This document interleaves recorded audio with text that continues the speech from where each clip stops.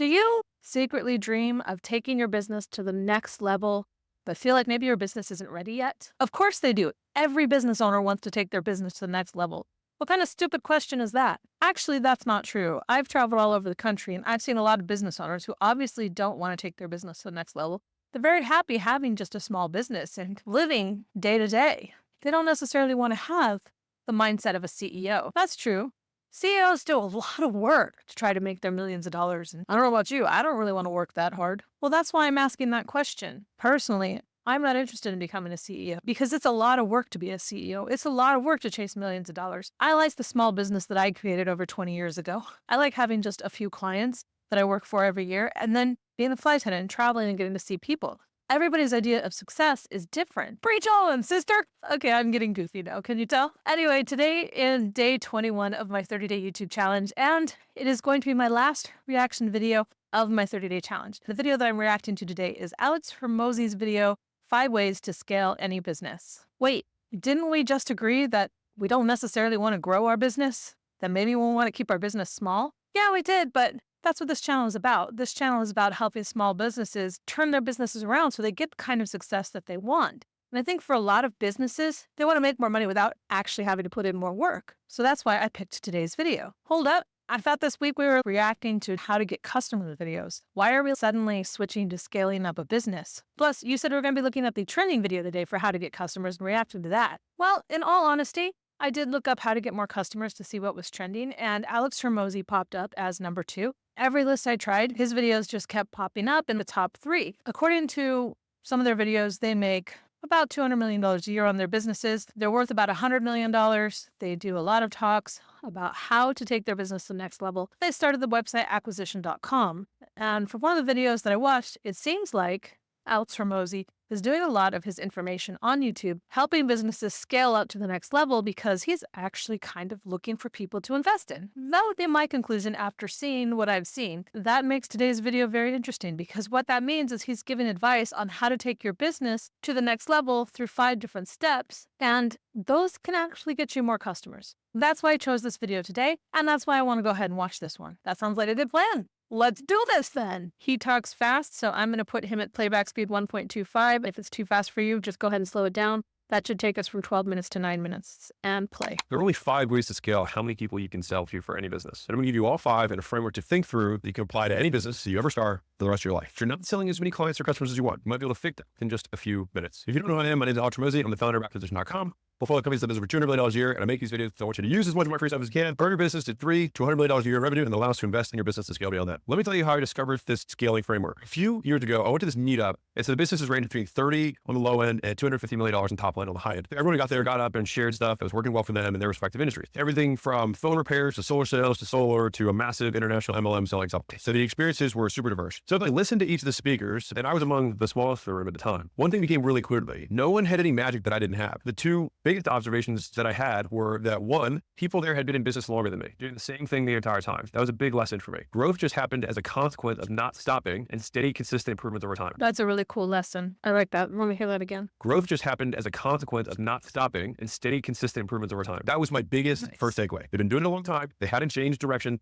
and they've just been getting a little bit better. Second is that they all attack a much bigger market segment than me. In other words, they had a much larger TAM, an investing term for total addressable market. You have people who you can reasonably qualify to buy your thing. So in the beginning, you want to niche down. So that's normal. So if you're new, it's normal to want to niche down. Always the advice for people starting out because it's much easier to attract a narrow field. It's also easier to deliver to a very narrow segment. You can talk in their language, you can make that clear what they want. Over time though, it's natural for a business to expand its scope and by extension its market. If you look at Apple, for example, they're not niche. Netflix isn't niche. It's just when. It's a question of sequence. So those guys sell to everyone. And over time, you start a niche and then you expand. And so that's what I'm going to talk about. The 5 ways that you can possibly expand from a niche. Over a very long time horizon, if you build an enormous business, you'll do all 5 of these scaling methods. But everyone who's watching this, you only do 1. The first thing that you can do if you envision a triangle, this is the whole marketplace, is that you can go upmarket. What that means is that every segment has a higher or more leveraged version of its core market. If I were to sell to hair salons, I'd go upmarket to multi-location chains or big national corp or franchises. That would be going upmarket. If I sold a widget to small business owners like Salesforce in the beginning, over time they went upmarket. And so they went enterprise. So they went to Fortune 500 companies. The pros are the deals are worth significantly more and they churn far less off because you're dealing dealing with more sophisticated business owners. You don't have non-payment issues. The cons are they're harder to sell. Sometimes it takes 6 to 18 months to close enterprise deals. If you look at Neil Patel, what did he do? He makes his money doing a Fortune 500. Gary Vee, what does he do? A normal agency business, but he sells to Fortune 500. Going to market is harder, pays off in the long run. Bottom line, if you increase the quality of your customer, you increase the quality of your company. Second way to scale is that you can go down market. So if I were selling to hair salons, this would be selling to hair stylists. If I were in gyms, it would be selling to trainers. If I were in Cairo, it would be selling to the employees who work in the clinics. If I went after small business owners, it would be going after aspiring business owners or entrepreneurs. Or the advantages of going down market is you never run out of customers. They're always making new ones every day. People float in and out of the market because they're not established. They're more emotional buyers. There's an ocean of them. The downside is it's hard to build a recurring revenue business from that. They are not consistent. They don't follow through. You have constant payment issues. They change their minds and have, in general, unrealistic expectations because they're poor. And they believe because $50 matters to them, that it should also entitle them to you flying out to walk them through whatever it is in person every step of the way. It's what it is. You can try to educate them, but for the most part, it is the avatar. So the key to making it work in this market is having very strong marketing and sales. It's less about the product in this subsegment because even if you have an amazing product, 30% of them go out of business every year because it's who they are. So a friend of mine has a CRM that targets super small entrepreneurs, small business owners, and they have 4% monthly churn, which is insanely high for CRM. And like he processes all the payments, everything. I was like, where's your churn come from? He said 100% of my churn comes from people going out of business or starting a new business. And so the bottom line is if you're better at marketing and sales than you are at product and delivery, going down market might be a better fit for you in the beginning until you get better at delivery because you'll always have new customers to iterate and improve on, and then you can make another move over time. Not going to make the most valuable business, but it will give you a lot of iterations because there's just so many. Which brings me to the third move that you can make to scale your business, which is that you can go to an adjacent market. These are markets that often sell the same promise, but deliver in a different way. If I work with hair salons, they sell beauty. I go to nail salons as an adjacent market. Like who else sells beauty that's a service-based business as brick and mortar? Nail salon, that would be adjacent. They sell the same avatar that often wants the same thing and likely suffer from the same problems. If I work with chiropractors, I look at physical therapists as they likely have similar audiences with similar needs. If I sell to gyms, I could sell to dance studios, etc.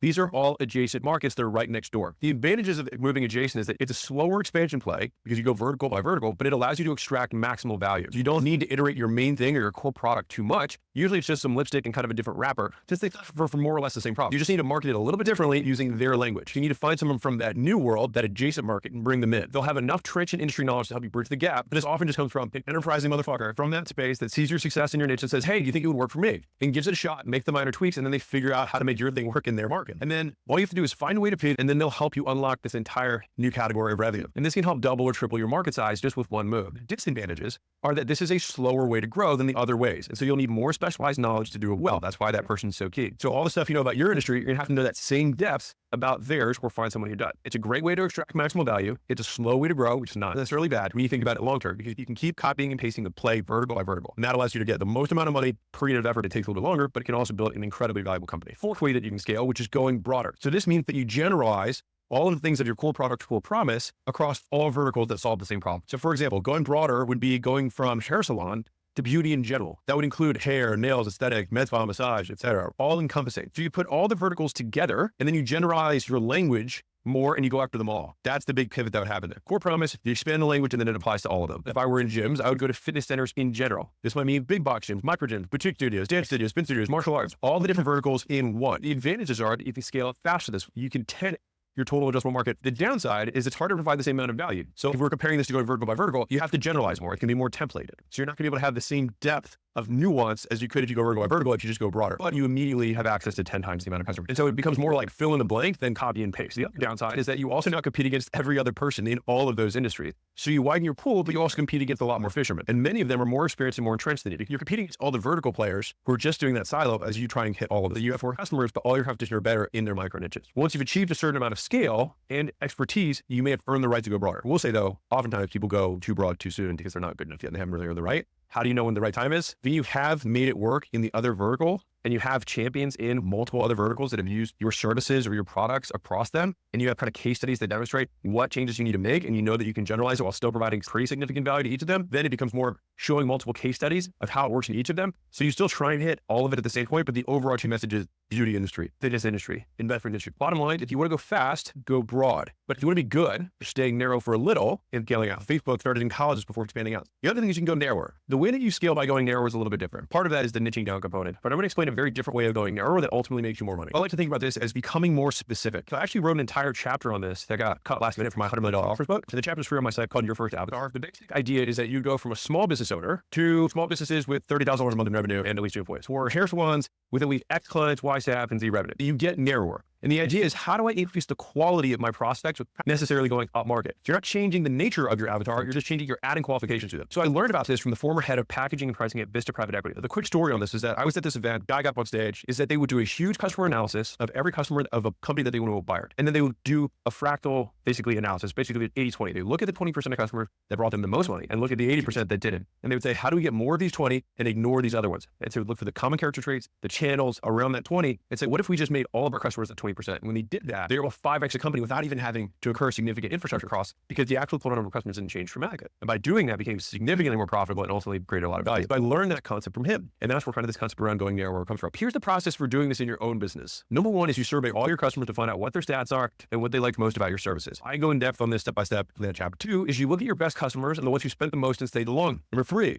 you do a common factor analysis, which is just a fancy way of saying you see what they all have in common. Ideally, you want it to be as few things as possible. Think 2 to 5 traits, no more than 5. Because each time you add a layer, you narrow your target even more. And so what you're essentially trying to figure out is, who are my most qualified buyers? Who are the people who get the most value from my stuff? Step 4, once you find that out, you do this. You change all your marketing language to attract that specific avatar who has traits X, Y, and Z. Number 2 is you figure out what process they all went through to buy. Often they consumed certain pieces of content, or they came in through a specific channel. It might be SEO, or it might be a group, or Discord, or YouTube ads, or whatever it is. These people consume this thing, they go through this process, they go through this channel. And then what happens is you reverse engineer the buying process to force every customer to go through that process. And basically you make your best and most qualified customer force the on-the-fence prospects to become the higher quality prospect by reverse engineering what the best guys went through by accident, except now you do it on purpose. So the advantages of going narrower are that you can increase your prices and your profit significantly. Just remember, we're now finding the people who we provide the most value to, because you do, in a real way, provide more value to this subsegment. And so you also stop wasting time with shitty customers. You also have fewer people to compete against in the very narrow.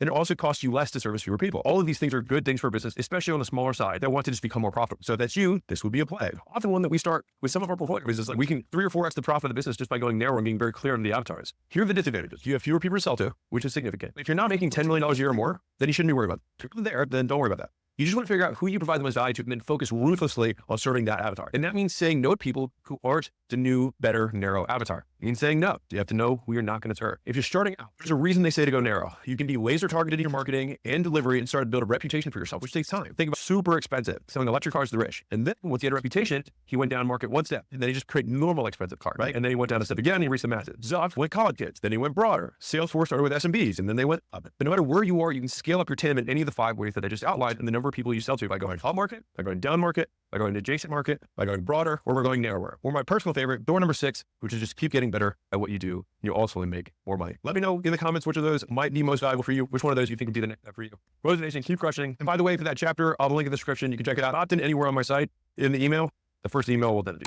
Real quick little side note, I'm in the middle of editing, and of course I've just watched the video again because I'm editing, and I'm realizing that some of the advice that I gave is a little bit different than what he gave. And I think that's mostly because in my mind, I was downsizing his information into what can be done for a small business. Remember, his advice is usually for like CEOs and how to make millions, but I think for a lot of small businesses, that's not necessarily an option. So in my mind, I was imagining where his advice fit into the small business world, especially if you're a small business that's suffering. So the advice that I'm about to give you, just think of it as how I interpreted it. And that this is the advice that I would give you as a market and financial feasibility researcher. My knowledge is different than his. His is starting a business from scratch and building it up and turning it into multiple branches and multi-million-dollar businesses. Again, I'm trying to take his advice and scale it into something that is more applicable to a smaller business. Let's continue with what I had to say.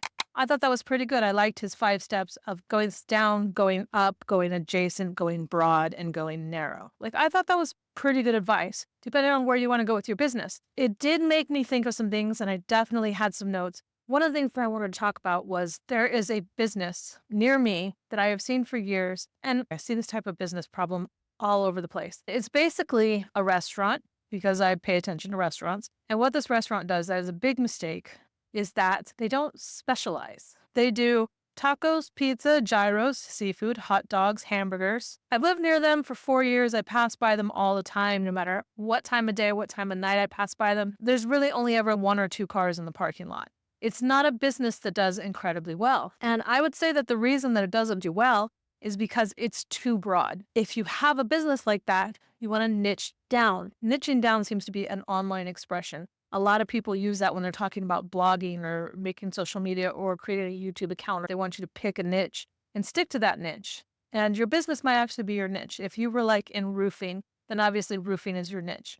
Whereas if you're a general contractor, you don't really have as much of a niche because you are doing everything that could be included in your house. But maybe your niche as a general contractor is doing something like commercial buildings versus residential buildings, different coatings and stuff like that you would need to know. This particular restaurant, because it's so broad, because it doesn't specialize, people don't know what its specialty is. They don't know what to order when they go there. I don't know about you, but for me, as somebody who eats at a lot of restaurants, if I'm in the mood for hamburgers, I think about which place has the hamburgers that I like, and I go to that place. So for example, when I'm in California, one of my favorite places to go for hamburgers is Carl's Jr. because I worked there when I was a teenager. I know every burger they have. When I think of burgers, I think of that place. If I think of chicken when I'm in California, I think El Pollo Loco because that is my favorite chicken brand. But they don't have El Pollo Loco in Chicago, so here at home, when I think of chicken, I think of Kentucky Fried Chicken. I'm just mentioning fast food places simply because it's a brand that you would probably understand no matter where you are in the country. For me, each and every food that I like that's categorized in my brain, when I think of a food that I want, immediately a restaurant pops into mind to match it because that restaurant has it almost as a specialty in my mind. I know it's good there. But if you go to a restaurant that has a ton of different foods and you don't know what their specialty is, you don't know what to order. So your mind doesn't categorize anything in particular. If you try something and you like it, then your mind goes, ooh, this is fantastic. I have to come again. But if you get something that's mediocre, you're probably never going to go back again.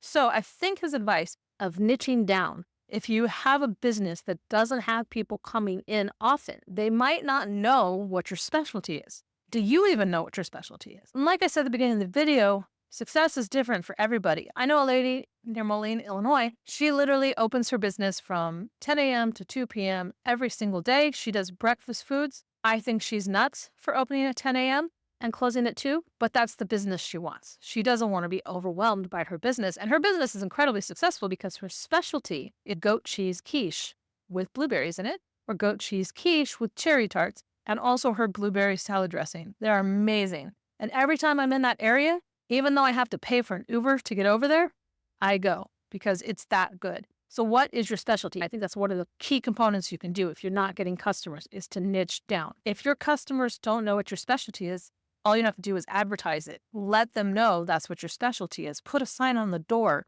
If you have a restaurant, do a flyer on your table. Red Lobster does those little flyers all of the time of whatever desserts they're advertising. So many chain restaurants, they have that little table plaque which has their specials. Do that. Do free samples if you're in the restaurant business. If you're not in the restaurant business, and let's say you're in the retail business, put your specialty front and center. Put it on the end caps. When I worked at Sears, we actually had a competition one day where we were supposed to sell these Reebok Princess shoes, and we had all of these shoes there. But the Reebok Princess, very simple black shoe, they were doing a contest all up and down the state. And one of the girls in our department had this brilliant idea to put a table in the aisle in front of our shoe department and just put all of the Reeboks on there. Now, we were commission sales, so it kind of sucked the thought that they might grab a pair of shoes, keep walking, go to another department, and ring up at that other department, and then we wouldn't get the commission. But they often grabbed it and came to us and rang it up,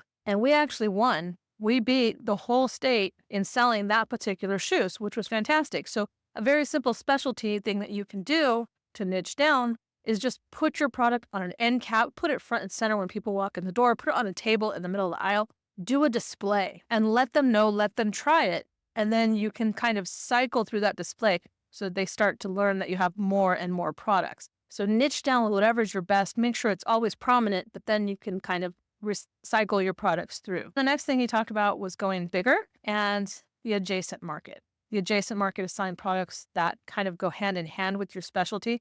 Like I said, with the restaurant that does all of these different foods, tacos don't really go with seafood and with hot dogs and with hamburgers. Now, on their sign, they do have a picture of a hot dog. So I'm assuming the hot dog is supposed to be their specialty, but they don't really put it prominent on their other menu signs. All of their other menu stuff is basically the same. Because of that, you don't really know what's the thing to order. If hot dogs are their specialty, hamburgers go very well with that in a lot of restaurants. That'll be the next best one to market.